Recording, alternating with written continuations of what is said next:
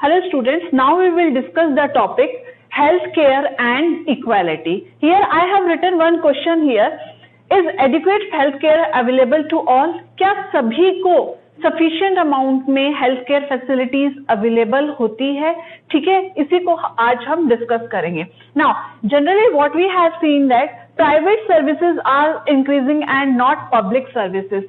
Private health care services जो हैं वो बहुत तेजी से बढ़ रही हैं, लेकिन पब्लिक सर्विसेज जो है वो इतनी तेजी से नहीं बढ़ रही. आए दिन आप देखेंगे कहीं ना कहीं नए हॉस्पिटल्स, क्लिनिक्स वगैरह ये सब खुल रहे हैं, but the fact is that these all are private health facilities. मतलब इनको गवर्नमेंट कंट्रोल नहीं कर रही है, इनको कोई इंडिविजुअल इनको कंट्रोल कर रहा है, इनको ओन करता है. ठीक है, अगर प्राइवेट हेल्थ फैसिलिटीज ज्यादा अवेलेबल होंगी, ज्यादा बढ़ रही है, इसका मतलब क्या है, लोग जो है प्राइवेट हेल्थ फैसिलिटीज की तरफ ज्यादा इंक्लाइंड होगा, क्योंकि उनको पब्लिक सर्विसेज इतनी मिल ही नहीं पा रही है. तो ऑब्वियस है वो किसकी तरफ झुकेंगे, वो किसकी तरफ जाएंगे, वो प्राइवेट हेल्थ सर्विसेज की तरफ ही जाएंगे.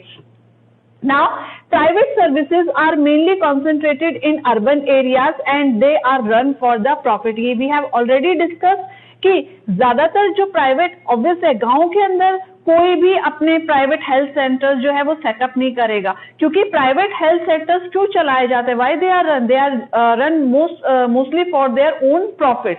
अपना मुनाफा कमाने के लिए करा जाता है, और जाहिर सी बात है हमें प्रॉफिट जितना शहरों में मिलेगा, गांव में हमें अपना प्रॉफिट नहीं मिलेगा. इसीलिए ज्यादातर जो प्राइवेट हेल्थ फैसिलिटीज जो हैं वो अर्बन एरियाज के अंदर आपको मिलती है.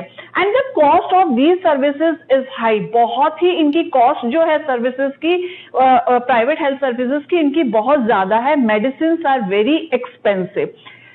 Poor people cannot afford them or have to borrow money during illness. और इस वजह से गरीब आदमी जो है वो in private health care facilities में जो सर्विसेज अवेलेबल हैं उनको इजीली अफोर्ड नहीं कर पाता. जनरली उसको ये देखा जाता है बीमारी के टाइम पर उसको कहीं ना कहीं से उधार लेना होता है, पैसा बोरो करना होता है, क्योंकि उसके पास खुद की इतनी सेविंग्स नहीं होती है कि वो ये जो प्राइवेट हेल्थ सर्विसेज है इनके जो एक्सपेंसेस जो है, मेडिकल एक्सपेंसेस जो है, उनको अफोर्ड कर सके.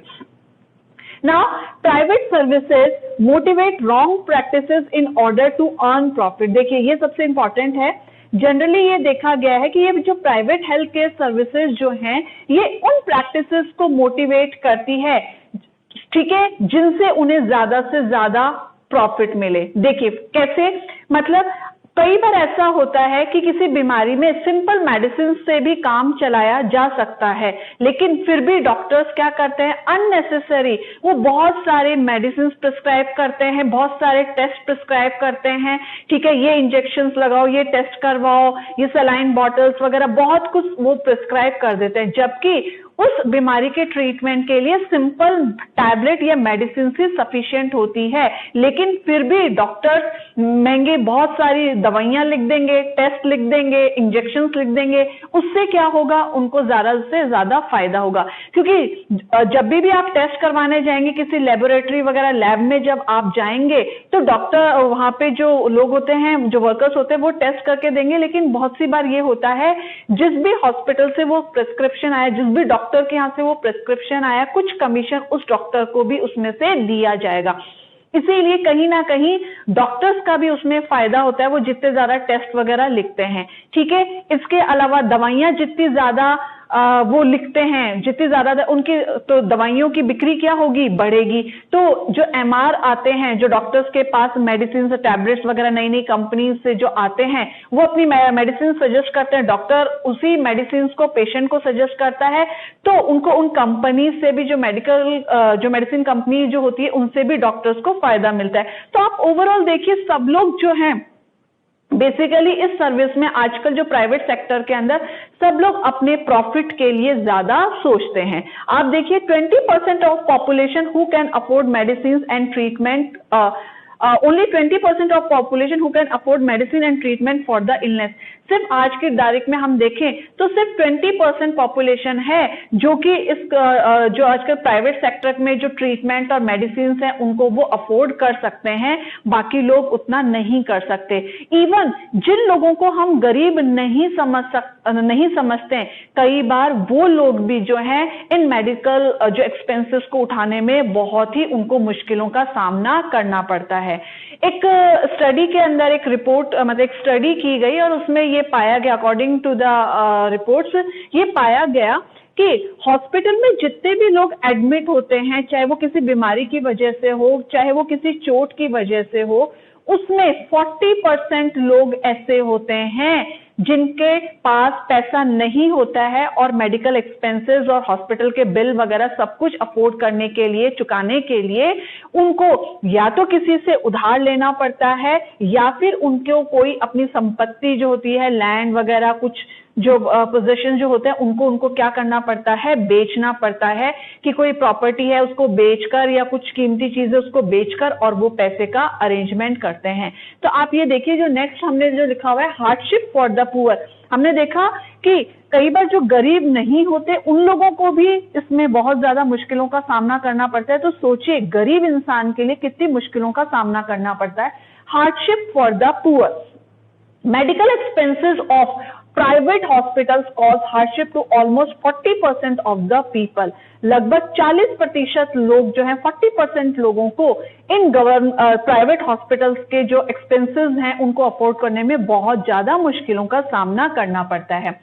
Illness is the cause of misery for poor families, गरीब परिवार के अंदर जब कोई बीमारी आ जाती है तो उन लोगों के लिए मतलब वो बहुत बड़ी मुसीबत और चिंता का विषय बन जाती है।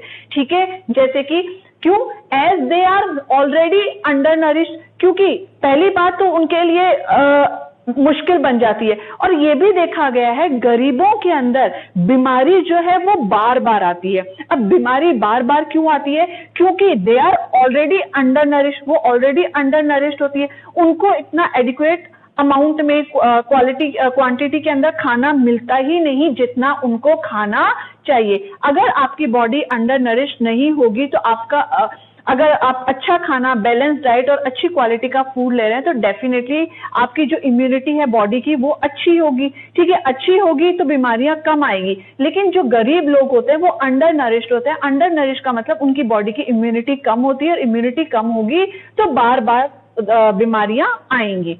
इसके अलावा and these people, poor people are not provided with basic necessities of life, उनको जीवन की जो बेसिक नेसेसिटीज है वो भी नहीं मिलती। जैसे कि अगर मैं बोलूं सफिशिएंट अमाउंट ऑफ फूड नहीं मिलता, स्वच्छ साफ क्लीन ड्रिंकिंग वाटर उनको अवेलेबल नहीं होता, एडिक्वेट हाउसिंग फैसिलिटी उनके पास नहीं होती, क्लीन सराउंडिंग नहीं होती, उनके आसपास की जगह भी क्या होती है, बहुत ज्यादा गंदी होती है। तो ऐसी परिस्थितियों के अंदर क्या होगा, उसका बार बार बीमार पड़ना डेफिनेटली मतलब ये ऑब्वियस सी बात है कि वो लोग क्या होंगे, बार बार बीमार पड़ेंगे। ठीक है, एंड ट्रीटमेंट एक्सपेंसिव, और जब बीमार पड़ने के बाद जो उनके ट्रीटमेंट के जो खर्चे हैं उनसे उनकी सिचुएशन और भी ज्यादा वर्स्ट हो जाती है। ठीक है, it's not just money which prevents people from getting properly treatment. कई बार ये भी देखा गया है, सिर्फ ऐसा नहीं होता कि बहुत सी बार ये भी देखा गया है कि पैसा ही नहीं, पैसे के अलावा और भी दूसरी बातें हैं जिनकी वजह से लोगों को प्रॉपर ट्रीटमेंट नहीं मिल पाता।